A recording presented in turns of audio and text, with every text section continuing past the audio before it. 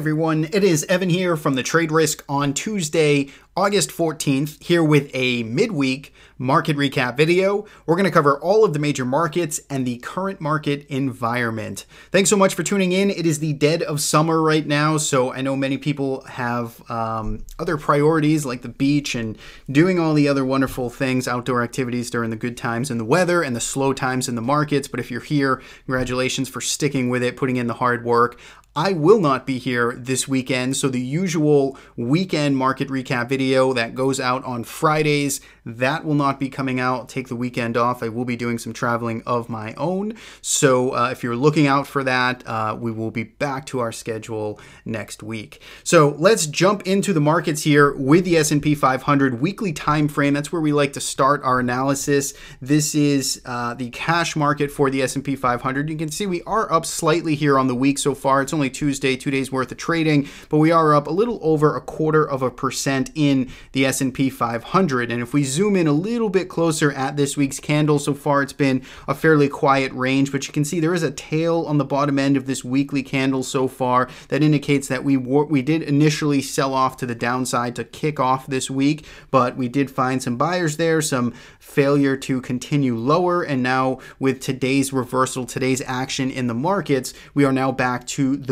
top end of this week's range. So what does that mean for the context here on this weekly time frame? Really nothing. Nothing has changed here. We are essentially still grinding higher in this uptrend that we've been in for the past 4 or 5 months now, since the beginning of April, where we officially bottomed out here.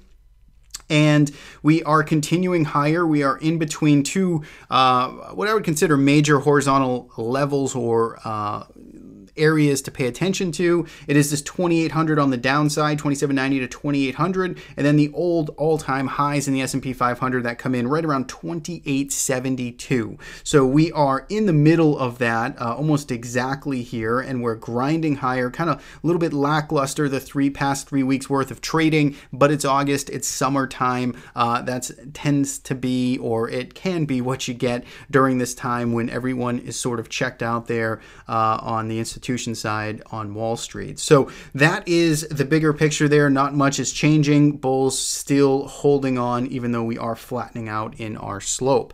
If we go down to the daily chart here, you can see last Friday was where we had our first sort of eventful kind of price action to the downside here, where we had this gap down. It was almost 0.75% of a move to the downside. We didn't fill that gap, and we saw some mild follow through yesterday on Monday.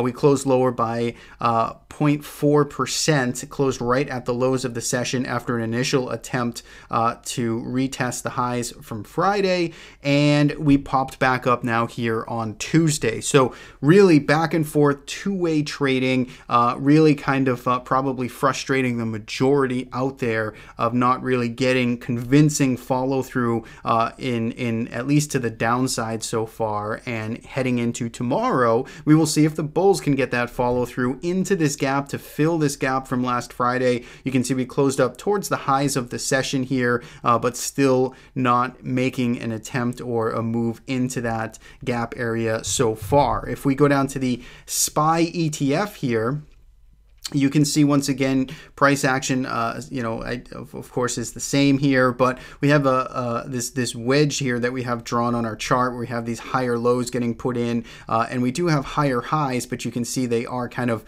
tapering off in its slope, and you can see we kind of came into the bottom end of this trend line here, this wedge, if you will, yesterday, closed right at it, and that was a big spot for the bulls to really defend. If you're especially a classical sort of pattern trader here, you want to see this hold, otherwise you can start to suffer a larger pullback here. And we did, again, like we said, see that defense today by the bulls, kind of covering, stepping in right where they needed to. We're not out of the woods yet. Again, we still have this gap in place. We saw volume pick up on the downside the past 2 days. We talked about the momentum divergence here as SPY has been making new highs. So it's really not the ideal bull landscape right now, but the market market is, even though it is choppy right now, the market's still quite resilient here, really not giving up the crucial levels so far. So going forward, looking at the SPY, it's really yesterday's lows. I would say if we start to take out 281.50, 282, yesterday's lows to the downside, particularly with volume, then we have to really start to pay attention to that 280 level, 279 level in the S&P 500. If we go back to the cash market here, it says 2790 at 2800 level, and that is a high stakes level. If we were to start to lose that, we really could start to see selling accelerate, but we're not there yet, so let's not be fear mongering there. The market is still holding up. We are respecting support as it stands so far, but we should always keep an open mind, know where those levels are, and know where kind of where the roadmap is looking ahead. So 281.50 is the very short-term level, essentially yesterday's lows. If we can get into this gap tomorrow, that'd be fantastic. We would fill it up here right around almost 285 or so, and we'd be back on track to march higher in this wedge as it stands. So that is the S&P 500 getting a bounce back today. Bulls defending the short-term level. Volume was quite light. We'll see if they can get continuation into tomorrow's session. The Russell 2000 was probably the brighter spot today, and it has been the first to enter into this sideways kind of trading range over the past month and a half, 2 months almost now. The IWM has gone flat, not necessarily a bearish thing because it hasn't broken down. It's really what many technicians would consider consolidation through time, which could set us up for a nice continuation pattern if we can start to leg higher here above 170 in the coming days or weeks. But until and if that happens, we do still want to be, at least observant here of the Russell 2000. The level I'm paying attention to, which we almost started to break down from yesterday, was this 166.50 level. We talked about it back here on the 27th of July when the market made this move. Sellers really couldn't get too much follow through progress. We kind of bear flagged it higher or rose in this nice little channel. We almost started to break down from this yesterday, but we saw the recovery off the lows and a bounce back today. So once again, I would say the lows from yesterday is a critical kind of marker here for the Russell 2000 in the short term. If we start losing, even call it 165.50, 166 area, that would cause for some concern here. Otherwise, let's expect chop as the default setting and perhaps more sideways trading in this 3 or 4 or 5 point range over the coming days anyway. Next up, we have the NASDAQ 100 here. Very similar comments. Let's clear up some of these lines that we have here from the NASDAQ 100. We had that gap down on Friday. We did get a gap fill here yesterday on Monday, but notice we did get all the way up to this 182 area before reversing and closing yesterday near the lows. And then today we saw us once again kind of reverse, similar to the S&P 500, reverse that action on lighter volume, close near the highs of the session, but we haven't quite taken out yesterday's highs or got back up to the level seen from last week. We still have a short position here in the NASDAQ 100. We talked about the short trade that we put on here on Friday in this, looking for follow through. Ideally would be a more immediate follow through than we're seeing right now to the downside. But we talked about the stop being around 182.50. I, especially in this type of environment, do not want to overmanage or overthink anything, so the stop remains in place right around 182.50 or so. We're playing this via the leveraged inverse ETF, but approximately 182.50 or so if we start to take out Monday's highs, which based on today's close could happen tomorrow, we would be out of this short trade. We would take our loss and move on, but for now, we still have this short position on. We'll see if the bulls can get that follow through, kind of the same thing we were waiting on yesterday with this candle, where the sellers going to get follow through to the downside. No, they did not. Now let's see if the buyers can get some follow through to the upside next week. Next session tomorrow, and start taking out Monday's highs and getting back up towards the prior highs here in the Qs. Very tight trading, very narrow ranges, and close proximity, all things considered. So that is the landscape overall. overall, a little bit of summer classic chop here, lighter volume today, back and forth. We were down on Monday, rebounded today. Let's see if we can get some follow through, some more directional moves, and let's see if we can get a little more volume to potentially come in to this market.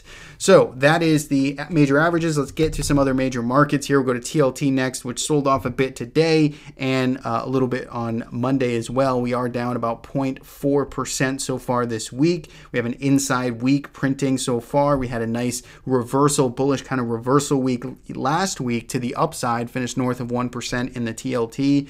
We have an inside week printing so far, and we're pulling back just a little bit. Still looks like kind of a headache area per my standards, the way I look at this market, but in the short term, bulls here are trying to defend a near-term trend.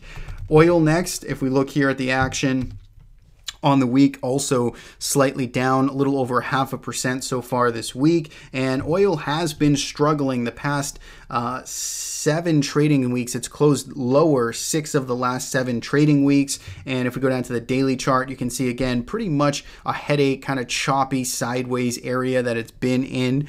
We have support down here at 1384. In fact, we had a nice reversal yesterday where we had this wide range to the downside followed by a reversal and a close near highs on an uptick in volume, but really not much changed here today. We didn't get some immediate nice bullish follow through. We really saw a gap higher. We got initial follow through, but it was short-lived as we closed down on the session. So USO, it's really still kind of a tug of war here. Not much of interest one way or the other, but I do say you have clear support around this 1380 area. So if you want to be aggressively bullish here with a very tight stop, then you could certainly use yesterday's lows to accomplish that type of trade. Next up, we have natural gas, which has been perking up. We talked about this last week. This has been seeing some volume rotate in, and we've been marching higher here. So the bulls are a little more loud here in natural gas, getting right back up to the June highs that we made just a few months ago. And you can see we did pull off of those highs today, closed green, but still off of the highs of the session. So looks good. I mean, the trend is still higher here. It's a little tough to chase into resistance, but you can see the MACD back in positive territory as we re-challenge this resistance here. So keep an eye on 24, approximately 43, 45 or so. And if we can start to clear through that, then it looks like bulls will continue on their merry way. Finally, we'll look at gold.